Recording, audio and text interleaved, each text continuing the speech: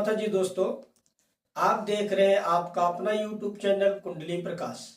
तो दोस्तों, राशि की श्रृंखला में आज 8वीं राशि यानी कि वृश्चिक राशि के बारे में हम बात करेंगे कि कैसा रहेगा वृश्चिक राशि वालों का स्वास्थ्य, कैसा रहेगा उनका कार्य क्षेत्र यानी कि व्यवसाय, कैसा रहेगा भाग्य, कैसा रहेगा उनका मैरिज लाइफ और कैसे रहेगा उनका सुख सुविधा। विद्यार्थियों के लिए कैसा रहेगा, जो विदेश में है लोग उनके लिए कैसा रहेगा, या जो विदेश से संबंधित कोई बिजनेस कर रहे हैं उनके लिए ये साल कैसा जाएगा, इसके बारे में हम आज जानेंगे। लेकिन उससे पहले आप सभी को अंग्रेजी नव वर्ष की हार्दिक शुभकामना।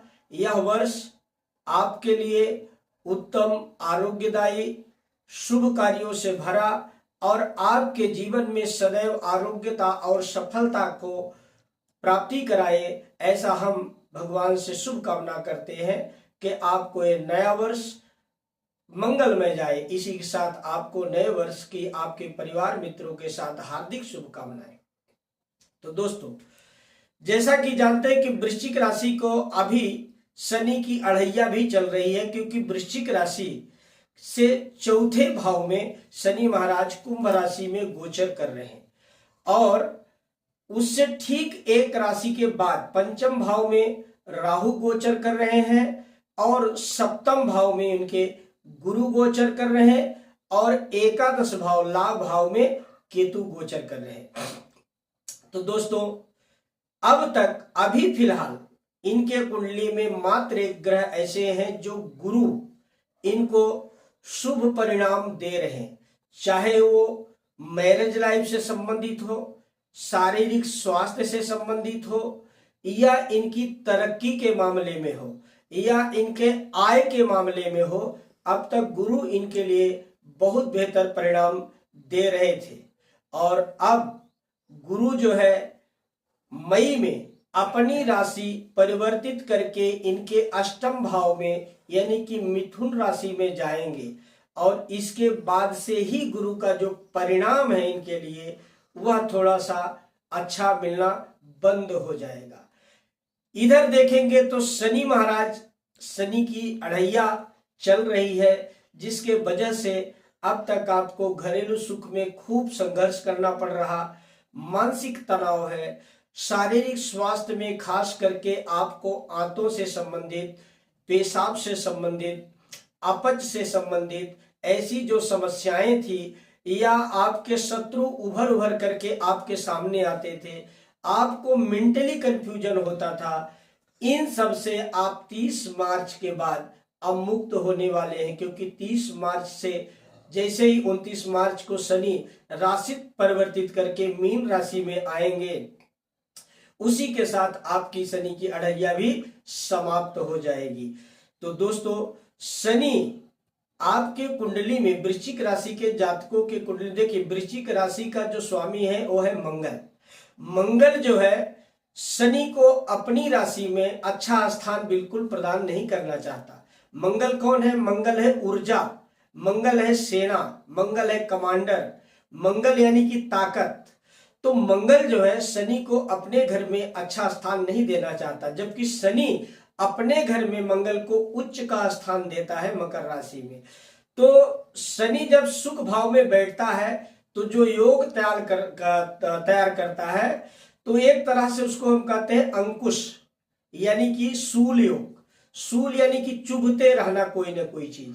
तो आपको सर्दी जुकाम से संबंधित या घरेलू सुख से संबंधित, आपके माता जी के स्वास्थ्य में जो समस्याएं थी, उन सब चीजों से 30 मार्च से आप मुक्त होने वाले हैं। लेकिन हाँ, यदि अब तक आपका विवाह नहीं हुआ है तो गुरु महाराज की कृपा से आपका विवाह होने की पूरी संभावना है मई तक। आप उसके बीच में, मई के बीच में यदि वाहन, वास्तु या कोई और कार्य करना, मकान बनवाना चाहते हैं तो आप बड़े आराम से इस समय करिए। लंबी कोई यात्रा करना चाहते हैं, तीर्थ यात्रा इत्यादि में, या लाभ से संबंधित, व्यापार से संबंधित कोई बड़ी यात्रा करना चाहते हैं, तो उसमें इस समय आपको लाभ होगा। क्योंकि इस समय शनि जो है चतुर्थ भाव में बैठ करके आपके कर्म क्षेत्र को देख रहे हैं, जहां पे शनि स्वयं भी बलवान हो जाते हैं। तो अभी शनि आपके बिजनेस क्षेत्र के लिए तो अच्छा कर रहे हैं, लेकिन हो सकता है कि शनि जाते जाते आपको कुछ आपके कर्म क्षेत्र में परिवर्तन करा करके जाए। राहु भी इस समय आपको पेट से संबंधित तो तकलीफें दे रहा है, आपको मेंटली कंफ्यूजन दे रहा है, आपको एजुकेशन में वो कुछ तकलीफ दे रहा है, आपके सोचने में बड़ी आपको तकलीफ हो रही, क्योंकि निर्णय इस समय करने में आपको व्यवधान उत्पन्न हो रहा, निराशा आ रही मन में। तो इन सब चीजों को राहु दे रहा, लेकिन उसी के साथ साथ राहु आपको लाभ भी दे रहा चारों तरफ से, क्योंकि राहु की जो दृष्टि है, सप्तम दृष्टि, वो लाभ भाव में पड़ रही, जहां केतु पहले से विराजमान है। तो वहां पर राहु जो है आपको लाभ तो प्रदान कर रहे हैं, लेकिन अभी तक जो समय था 2024 का, वो थोड़ा उलझन भरा हुआ समय था। लेकिन 2025 मई के बाद जो समय आएगा, वह आपके लिए नई उम्मीद की किरण लेकर के आएगा।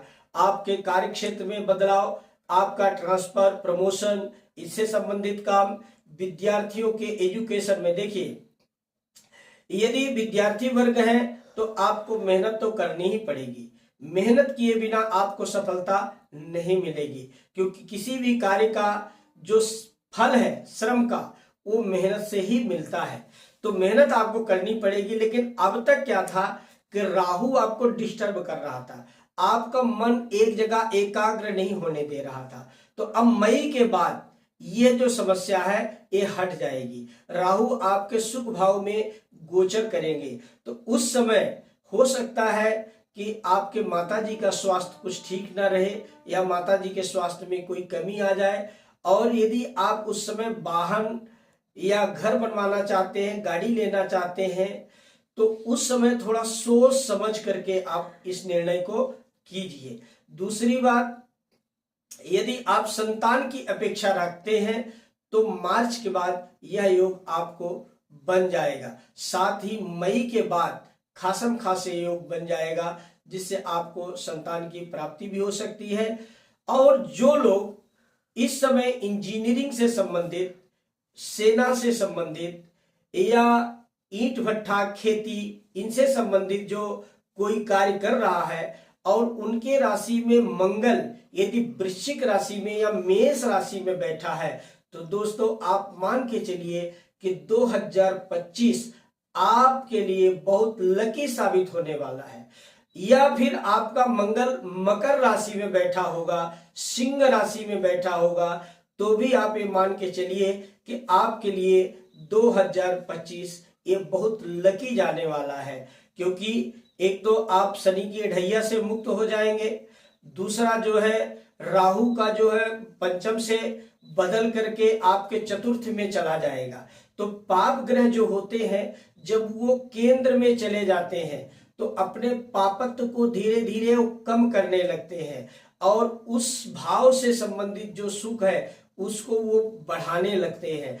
तो वहां पर आपके कुंडली में वृश्चिक राशि वालों के लिए चतुर्थ भाव में मालिक शनि है, और शनि के राहु में राशि में अब राहु प्रवेश करेंगे मई में।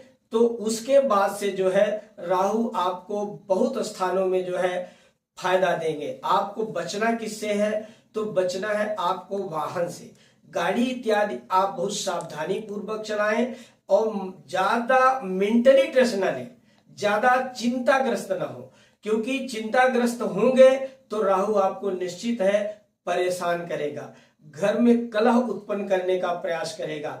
तो आप जो है इसके लिए क्या करें कि राहु को शांत करने के लिए मां दुर्गा का कवच या मंगल का स्तोत्र पाठ अवश्य कीजिए, और साथ ही हनुमान चालीसा का पाठ करेंगे तो आपको इससे अच्छा लाभ होगा।